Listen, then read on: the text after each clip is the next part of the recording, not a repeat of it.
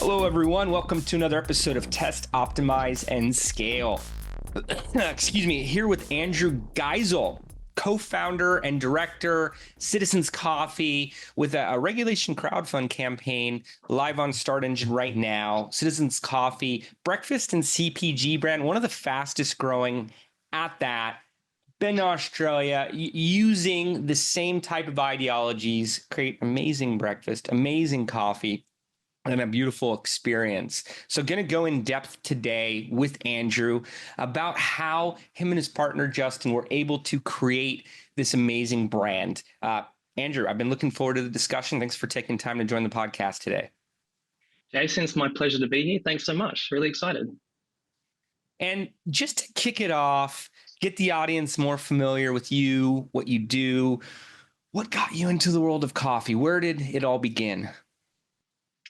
Yeah, it's a good question. And for me, the answer is at quite a young age. So I got a job, or like a lot of Australians, started working in hospitality at about as soon as you could, right? So when I was 15, I got a job at a pizza store, actually. And the story was that no one knew how to use the coffee machine there. So I was inquisitive and wanted to learn and thought I could impress everyone. So I went home and I printed out on some pages how to make cappuccinos, how to make flat whites, and then went in the next day and started reading and tried to work it all out. So that's where my love of coffee first kicked off. But I was fortunate enough to work for a really great company called Merlot Coffee in Queensland, Australia, one of the biggest wholesale distributors of coffee across the country. And they had a fantastic cafe and roasting program. So I was working for them for about 4 years on all things coffee operations, coffee making, learning how to operate and manage a cafe business as well. So that's really where my love of coffee and the hospitality world started to kick off. Very nice. So started drinking coffee at a young age, had your own curiosity. How do I make a cappuccino properly? How do I make it legitimately? Got into the industry, not only expanded your education, but owning, operating, being able to actually run a business that patrons, customers love. And it's funny you mention Australians loving the hospitality industry. I worked in Mammoth when I was young, and all my friends were from Australia. And they would actually talk about some of our quicker service food establishments in general and say it was lacking. And we were all in hospitality. They'd point out to me how things were better in Australia. I didn't see it till I went there firsthand much later. But you're owning, you're operating, you're managing these businesses. Where did it go from there? What gave you the drive to say, hey, I can do this? Yeah, I think it was a realization that happened fortuitously for me. A bit of the background story is that while working in coffee, I was also studying architecture in Australia. And after completing my bachelor's degree, I arranged to take a gap year and to go to New York. The original plan was to pursue an architectural internship and, take that opportunity for what it was. And shortly after arriving in New York City, just really fell in love with the food scene there and the cafe scene, but noticed that there really wasn't anything like what we at home call the Australian cafe. This really robust concept with a high quality espresso coffee program, all day breakfast and lunch, sit down table service, like a really uplifting ambiance. They're everywhere. They're on every block in Australia. And it's a real focal part and tactile part of the community. And upon getting to New York, could see that the cafe culture was a little different. It was a little more driven by Starbucks and convenience and smaller spaces with more limited food offerings. And that sort of just scratched a curiosity in me, that's strange. I feel like these Aussie cafes that we're used to would do really well over here. To segue back to my internship, I made a late decision not to proceed with that for the year, but rather just to take the year in New York to learn and grow and have a really rewarding life experience. So I started working in a cafe over in New York City, and then had the privilege of meeting Justin, who's become my business partner and one of my closest friends. And he had told me, after becoming friendly with him over the span of a couple of months, he told me hey, I'm on this mission over here to open my own Australian cafe. I really think there's a gap in the market for it. I think it would be a hit. And, my initial reaction was just excitement for him. And I thought, that's so amazing. I really believe in it. It's going to be a hit. And, after sleeping on it for a few days, I could feel this like piece of, man, I wish I could be a part of that. Like, wouldn't that be really cool to build your own company and build it in New York City and share a little slice, of our favorite piece of back home? So ultimately, I thought about it long and hard and sat Justin down and said, hey, I'd like you to consider this really seriously, but an important question to ask. I'd love to come in on this venture with you. And I think I can add some really important skills and add value to the team and be a great co-founder to you. And ultimately, he said to me, I've been looking for a co-founder and I was hoping it would be you, but I didn't want to, drag you along for the ride. I wanted to make sure you were in it, just as deeply as I was. I said, I am, let's do it. So that's the origin stories of how, Citizens came to be, or how we started to set out on the journey to building Citizens. But I didn't come to New York to build a restaurant. I didn't grow up thinking, I'm just going to one day own my own restaurant cafe. It was just the right time, right place. My interests aligned, and it felt like an opportunity that if I didn't take it, I would regret it. So that's how we got there. The timing, you're on your gap year, you notice the gap in the market, you're speaking with Justin, you have this passion for coffee and know how special it is back in Australia. I want to tap into that a little bit further. Why are cafes such a big part of the culture down there? I know people will hang out all day, not just get their coffee, but like you said, stick around for brunch, stick around for lunch. But why is it? And how were you able to create that in New York through your locations and later cities as well? Yeah, I think there's a two-part answer about how coffee culture got to where it was in Australia and why the cafe concept really resonates. And with regards to the coffee culture, Australia is a country of, a rich history of immigration, particularly Italian immigrants in the 1940s and 50s. They brought across what was traditional Italian coffee culture. Now, this is where the story starts to go a little differently, because in Italy, they have a rich history that they must abide by, the dark Italian roast, right? And that's how they do coffee. And there's no questions or arguments. That's how they want it. That's how they do it. But in Australia, they were broken from that tradition and they were afforded the opportunity to start to innovate a little and change the way they did coffee because it was a newer generation. And that's what saw things like lighter roasting of coffee and really pushing those parameters to where you started to see the Australian coffee scene really build its own two legs and start to develop a serious specialty coffee program with really different flavors to what the rest of the world was used to. So like over many years, Australia continued to innovate the way it treated espresso coffee culture. And I think that leads to the question of why is the Australian cafe, this big, airy, robust concept, why is it so prominent and successful back there? And I actually don't look at it as just an Australian thing. It's not because Australians are the only one who want that. When we break down at our core what we think Citizens is, it's the intersection of health, lifestyle, and experience, right? And one of my favorite things about Australia is the quality of life is unreal, right? People, generally speaking, they don't work too hard. They've got an optimistic, upbeat attitude. And they're willing to prioritize quality of life, what they eat. They want to be outdoors. They want to do things that make them feel good. So you take all of those values and you start to insert them into what like a coffee shop or a cafe or a restaurant could be. And all of a sudden you've got this really feel good, bright, airy, plants inside, healthy ingredients. You can understand the picture that I'm painting. Like that's what I think of when I consider an Australian cafe. And, when coming to America, all of these values stood true. The modern consumer cares more about what they're putting onto their body. They care more about the experience that like all of their daily rituals are surrounded by.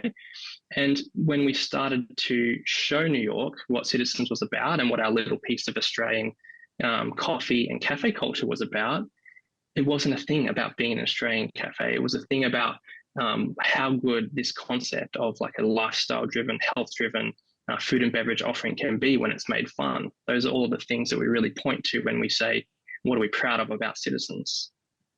So it's really speaking to that modern consumer, healthy lifestyle, experience, all being themes, all being the emphasis down in Australia, and feeding to that better quality of life, which I think we all have, some type of interest towards, more some individuals than others. So you were able to target those audiences in New York, and they said, hey, Australia, this is great.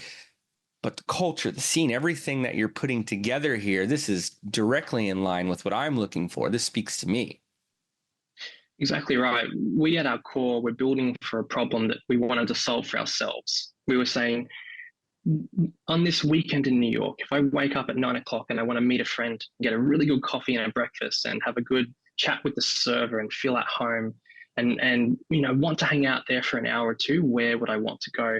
Mm-hmm. And that's what we had trouble finding, so that I think when you're solving your own problems is when you can come to some of the most passionate resolutions. So that was one of the driving forces of what we wanted to achieve in Opening Citizens, is open a space that we proudly would say, that's where I'd want to go to week in and week out and get my morning coffee on the way to work, and also come back on the weekend with my friends and family and have a good brunch.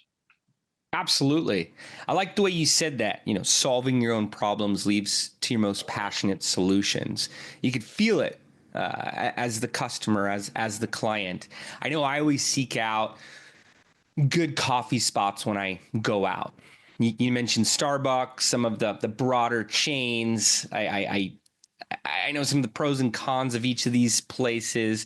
I actually grew up in the coffee industry myself. My dad was in the coffee service industry. So this is actually a vertical that I'm very, very close to. He was more coffee service within businesses. So thousands of business here in Los Angeles and Orange County. They were just serving, low grade, cheap coffee. His company, Gourmet Coffee, would put in nice machines.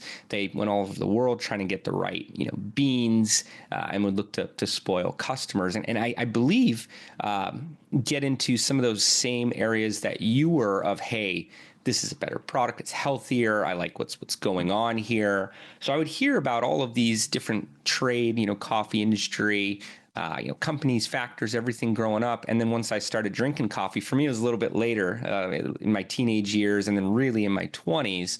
My dad started pointing it out, and here are the places you want to go. These spots burn the coffee. You want to, this is the stamp of a well-made drink. Check this out, look at that. So it's shaped my perspective. And then my brother had a coffee truck, the roast truck here in Los Angeles, and went to all different types of farms and even training to get the drink done right. That same curiosity of, let me get this latte to perfection.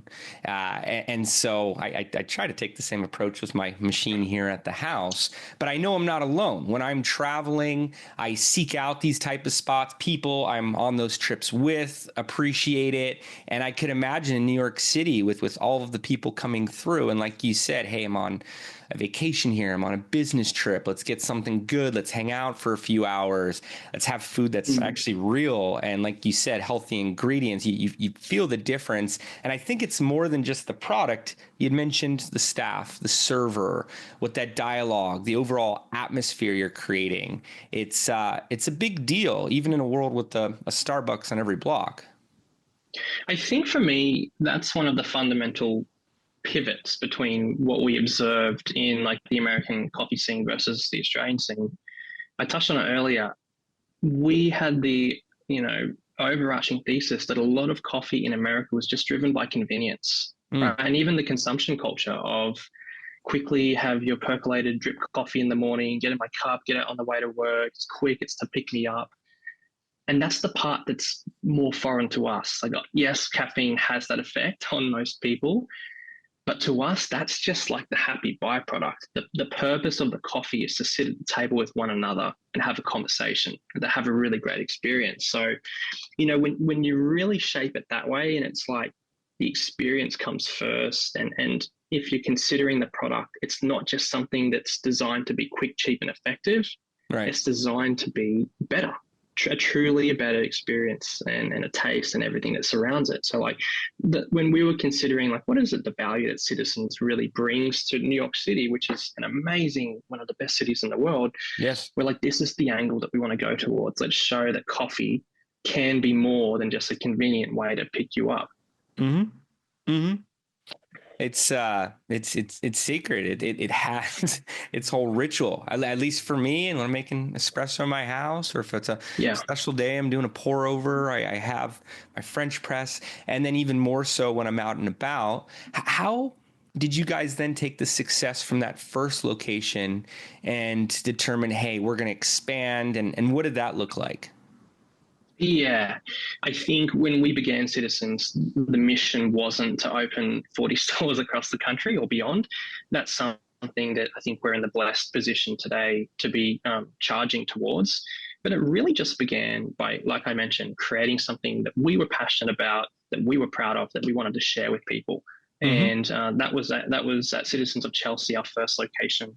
And, thankfully, the community responded to it really well. And we had lines out the door. And we realized that this is something special. This is something that people want to be involved with and want to come to frequently. And it made us realize, well, who knows where the limit is to this? And it began slowly, right? We started to open a few more locations in New York City.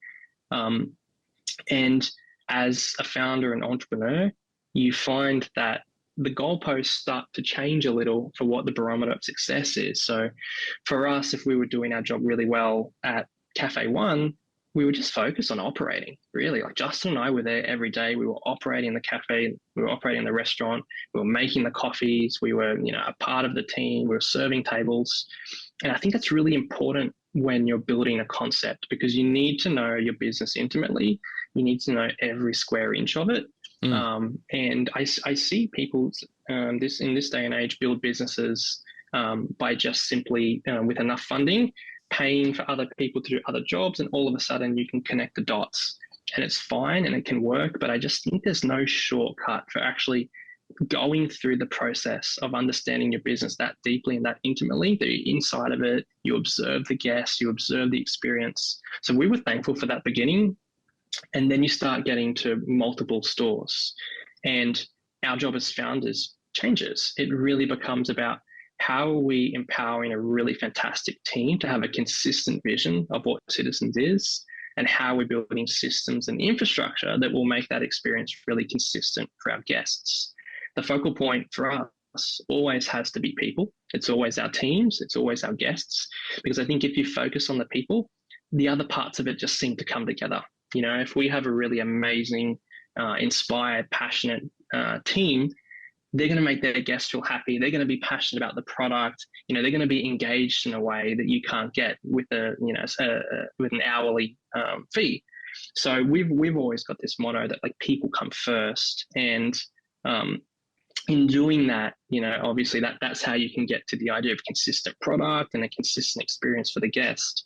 But yeah, that was the experience of starting to grow the company. Is okay, what was working at one store doesn't necessarily work when you've got 2 or 3 or 4. So you need to start to more probably take a bit of a systematic approach of like, how do we build guardrails so that our teams can be like empowered and able to achieve their own successes here. So I love it. People come first. People, the team, the customers, figuring that out, you can have all of the other pieces fall into play. And now you're creating systems so that you're able to deliver consistency from one location to the next. But I think some of that is easier said than done. I think many founders, want to have company culture. They want to have team members who are empowered, but it can fall short.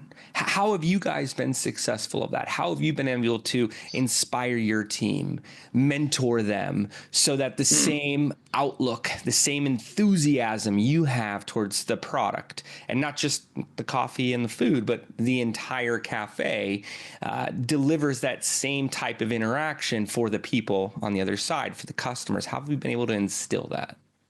Yeah, I think company culture is a buzzword that a lot of people talk about.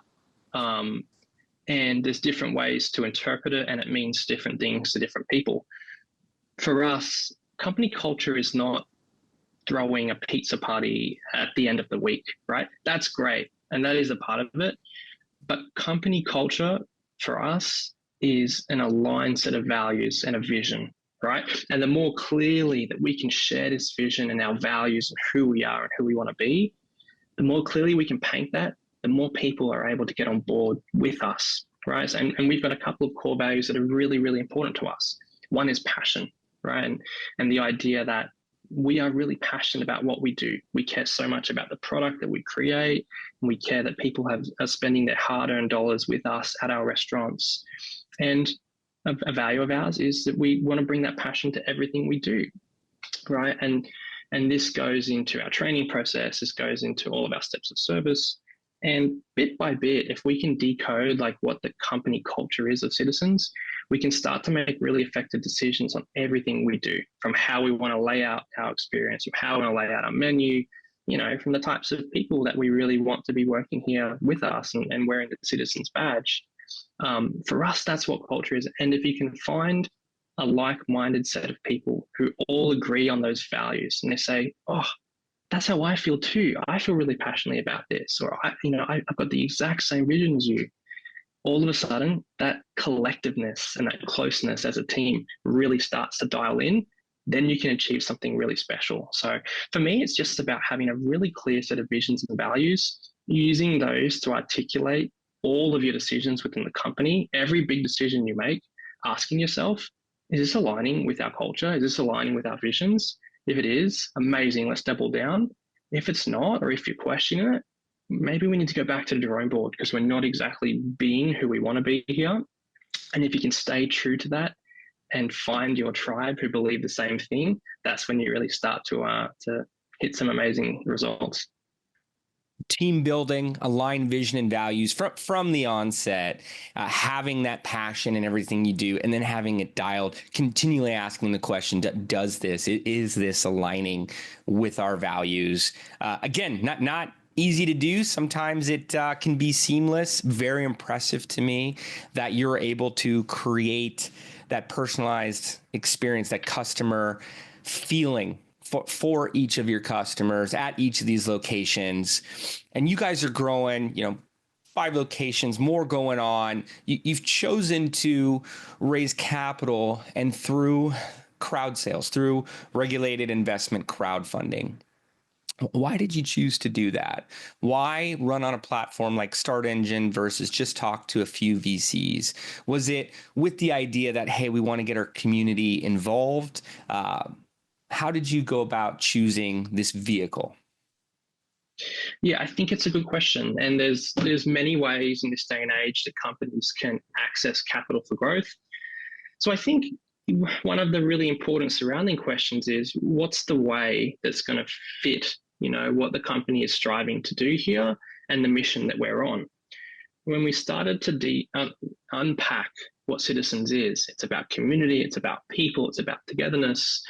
And, raising money through traditional private equity or VCs, it kind of has this stigma of being not the most authentic, right? For some companies, it can mark a point in which you're pivoting away from your original vision and starting to just sprint towards pure business growth, right? Sure. So for us, the opportunity to do crowdfunding was amazing because it allowed us to raise money to open more stores, which we knew we wanted to do. But we were doing it in a way that gave our most important people the chance to be involved in a part of the journey. It gave our friends, our families, our customers, our regulars, our vendors, you name it. It gave everyone a chance to say, hey, you can see who Citizens is and what we're doing. If you're passionate about this and you would like to be a part of it, here's your chance to invest. And I think, investing traditionally is reserved for people who have high net worths, and it can seem a little bit inaccessible, I think, to the everyday person. So when we did our first crowdfund, you could invest in Citizens for as little as $100. up to through to over 100,000, right? So there's very much it's not a one size fits all. It opened up the opportunity for anyone who knows us and believes in us to get involved. Now, the product of this was amazing. In our first crowdfund in 2021, we raised over $1 million in a couple of weeks, completely sold out the round across 1,400 investors. But one of the most powerful things for us was the community you build through that. So from that point forward, we had 1,400 owners just like me walking around saying, hey, you come down to my cafe on the weekend. I just invested in this place. It's awesome. They do such a good job. You know, we call them sneezers in marketing, basically people who spread the word, your brand evangelists. Yes. So from a business perspective, the effect of bringing these people on the journey with us and aligning our visions here, it made a remarkable difference to the storytelling of Citizens and brought a whole new range of guests and people in contact with Citizens that, you know, that wouldn't have beforehand. We had some amazing mentors and advisors come out of it. One of which we're proud of is Randy Zuckerberg, who reached out to us in the middle of our first crowdfund round saying, hey guys, I come to your cafe all the time. I'd love to get involved. Let's jump on a call.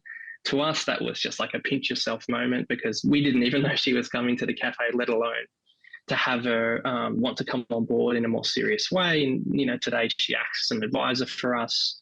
So for me, it's just a real amazing organic way for businesses like us to raise money to continue their growth and to do it in a way that empowers the community. So it really just felt like it's the most fitting way for us to raise money, particularly right now at our size.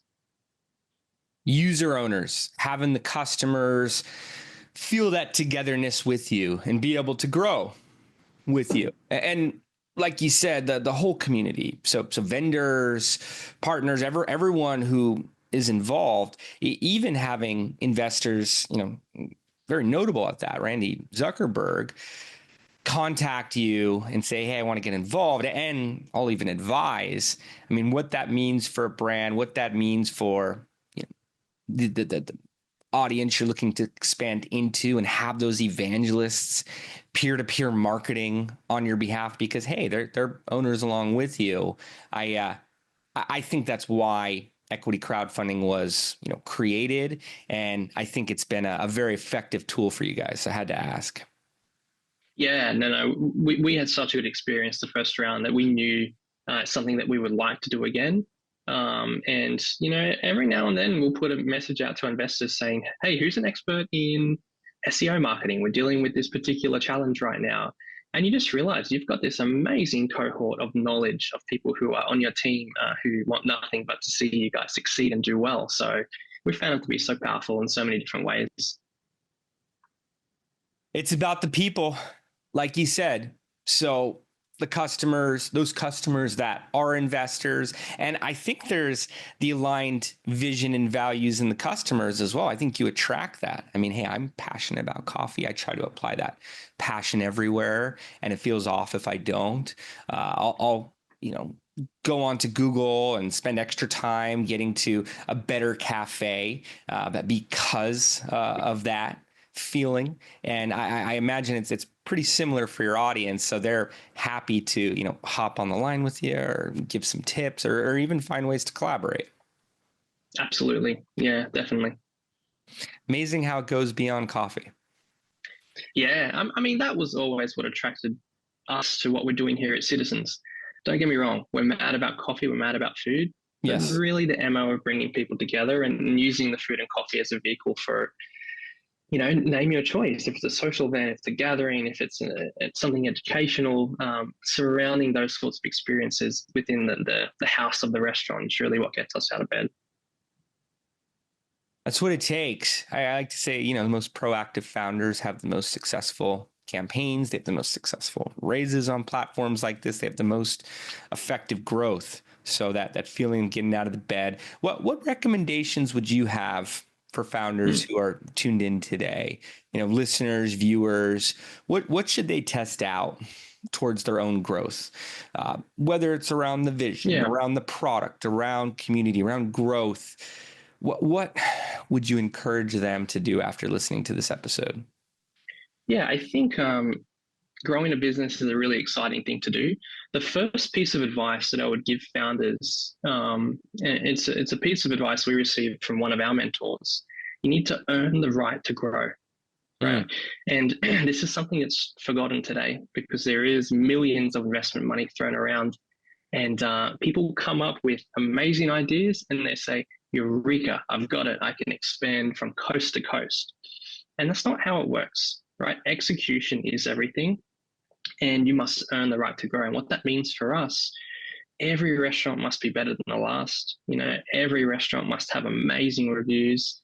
Every restaurant must build a line of guests saying, "Oh, I just wish Citizens would open down the road from me. I just can't wait for that."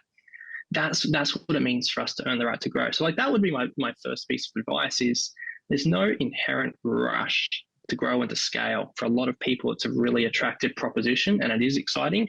But I think you should first spend your time refining your model, refining your concept, getting to a point where you can fully stand behind what you're doing and know the ins and the outs to the point where you've answered all the questions, you've tested, you've iterated, just like we're saying, and you've revised your model to the point where you're confident you have the answer. You have that golden eureka moment that actually in execution can be done and can be done scalably. So, I mean, that's what I'd say about my advice to founders looking to grow. And then I would argue that staying small while you can is a really good thing. And we've bootstrapped this company from the ground up, and the crowdfunding has been an important part of allowing us to do so. So, I think continuing to hold your business as close to you as you can until it hurts too much, and then giving it away. Temptation can be, great, now we've got expansion money, let's quickly pour that all out and let's get person A, B, and C to do this and this. That can be good and that can be really exciting, but you've got to remember that growing a company is not easy, and the vision and the passion that the founder has, I think, is really, really important in the growth cycle of a business. So being willing to do things until they hurt, and really you combine those two things, then you're in a fantastic spot to say, hey, yeah, we've earned the right to grow. We've refined our concept. We pushed this as hard as we can to where we are today. We've earned the right to take on a bit of capital, to open an extra store, to start that scaling process. And then when you're really at that chapter, for me, it's about team and people. And Jason, apologies if I sound like a broken record, but that's the truth, right? When your vision starts to grow and expand and broaden, your team does need to as well. You won't be able to get there without, amazing people that, like we said, share the value and the vision. And you need to have a culture of training development and upward mobility, and basically have people on your side that want to learn and grow with you and grow that company at the same rate. The refining, not easy to do. I use the word optimization in terms of marketing, and always want to be improving things, always want to have that forward momentum. But I like to paint this picture of it's not working right out of the gate, or maybe later stage, location 3, not hitting the same type of goals we were looking for, maybe not the regulars yet, looking to do each location better than the next. And I find a lot of founders find themselves in that situation. So I phrase it in that fashion. But what have been the best approaches for optimization for you guys? What has been the most impactful? Yeah, I think optimizing, refining, all these sorts of ideas, they are very common in an innovative business, and they should be. I think that's really the only way you make progress, the only way you become better than what you were doing yesterday. And for us, it's very much an idea of not letting perfection get in the way of progress. You often won't have all of the answers resolved on day one, and that's okay. The simple act of testing, of trying something new, really is how you learn to make yourself better, make your business better. There's only one of two results. Either you learn something, you hit another hurdle, as you call it, and you realize that there is an issue that you didn't realize. Great, now we've just learned and we know how to circumvent that and take another big step forward. Or you uncover something that really helps your business. So Justin and I, we're tinkerers. We like to try and test things almost to a fault. At times we can get a fraction too complicated with adding new systems and new bits and pieces. But it's something that we're fascinated by. It's something that we're really passionate about. And we do think it's how you make the company better and better. So for us, like Facebook likes to say or used to say, build fast and break things. We like to try new ideas, get them to the market quick. You've got to do it in a way that is respectful to the teams and to the operators that are running the restaurants, because it can be a challenge when you're constantly trying out new ideas. But that experimentation, it's where you learn, it's where you make mistakes, it's where you make really big discoveries, and it's critical to the success. So you make the discoveries, you get the team on board, you do the tinkering and are able to manage it to a point of, like you said, not quite perfection. Maybe it is perfection, but you have to be okay testing, getting it there. You now feel you're at the spot that you've earned the right to grow. And you guys have been very successful at scaling. It's difficult to launch a second location, let alone another and another and another after that. You've been able to do it with crowd sales. You've been able to do it as a brand. What tips, what examples would you provide to everyone tuned in terms of how to scale? It's what we're all playing for. What have been the access points for you? Yeah, I think for us, particularly as a restaurant company, we were faced with a really big decision. Where does the brand go next after New York City? New York is a magical and wonderful city, but it's really one of a kind in America. And we had expansion visions that was more national, it was across the country. But the question kind of loomed in the air from a lot of people.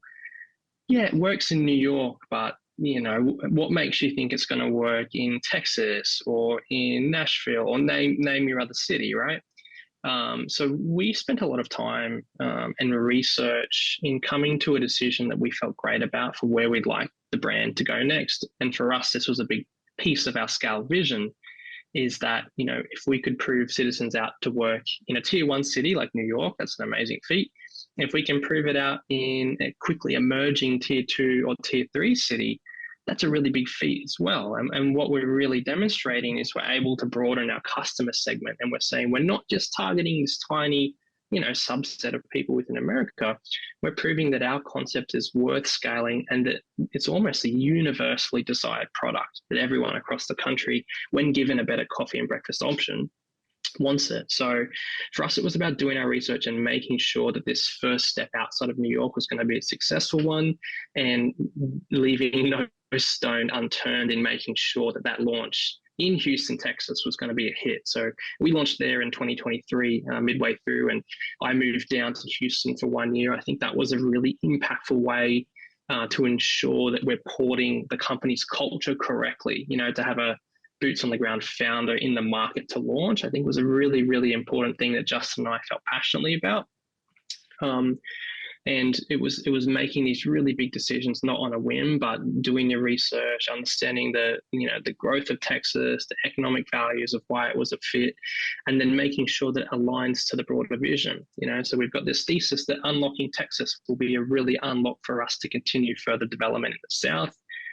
As a state, between Houston, Austin, Dallas, San Antonio, we saw that there was significant headroom for the risk that we were taking here in bringing the business across. Whenever you travel the business, there's always going to be a leap of faith, and there's risk associated with that.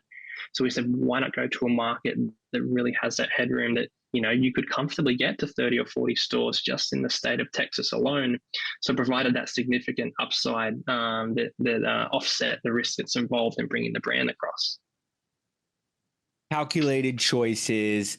Let's look at these tier 2, tier 3 markets. What has the most headroom, the most potential for growth? And then how do we make each location better than the next, build a team with those aligned visions, aligned goals, aligned values, and make people happy? It's all about the people on all sides of the table. That's what we're here to do. Honestly, I'm most happy when I'm well-fed, have a good coffee in my hand, and sitting in like a great-looking cafe. So we know that that's the MO that each one of our guests is looking for as well. Yeah. Absolutely. that good cup of coffee. I always think towards that movie Pulp Fiction where Quentin Tarantino drinks the coffee. He's like, I like coffee I could taste. I could hear him saying that after a good sip at times. Well, Andrew, I feel like I could talk to you all day, get much deeper in the weeds and how you guys selected every one of your ingredients, and a lot of your efforts go there. But want to make it available for audience participants to learn more. Where is the best place for them to go? And what are any final thoughts that you want to leave us with today? Yeah, I mean, firstly, Jason, thanks so much for having me on the podcast. It's been awesome. We've got a fantastic journey ahead of us here at Citizens. We're on the road to opening 40 stores across the country. We're currently in New York, we're currently in Texas, but there's a lot of headroom still to go. We've invited anyone who's interested in learning more about us and investing in our company. You can be a part of this journey with us. We have a live crowdfund deal on our Start Engine page. You can find that by going to our own website, www.citizensofbreakfast.com. You'll see all the links to get to our Start Engine page through there, or you can find us directly on Start Engine. And I would just say that anyone who either has been to our cafes before or has an interest in food and beverage or one day opening their own restaurant, this is a really nice little gateway to learn more about what we do, to be a part of this journey, and to sort of sit in the founder's shoes and see what it's like to be a part of a scaling restaurant company. We couldn't be more excited for the years ahead, and it's been a big year for us since we opened the Houston location, and we've got a couple more stores in the pipeline for Texas this year. So just really excited to keep doing what we're doing. And if you want to learn more, you can find us on Start Engine. And highly, highly encourage you to do so. If you're watching Andrew and hearing all about this, if you're in Texas or New York, you're probably already planning when you're going to head out to a Citizens. But check out the Start Engine page, learn more about what they're doing. Andrew, thank Justin for me as well. But I appreciate you taking the time to do this so much. Really enjoyed the conversation. Really, really a big fan of what you guys do, and cheering on those next steps as you guys hit those next milestones, 40 locations. I imagine there'll be, bigger goals from there. Going to be rooting you on. Thank you, Jason. Appreciate it so much. It was a pleasure. Thanks, Andrew. Thanks, everybody. Appreciate you tuning in. We'll see you next time. Take care.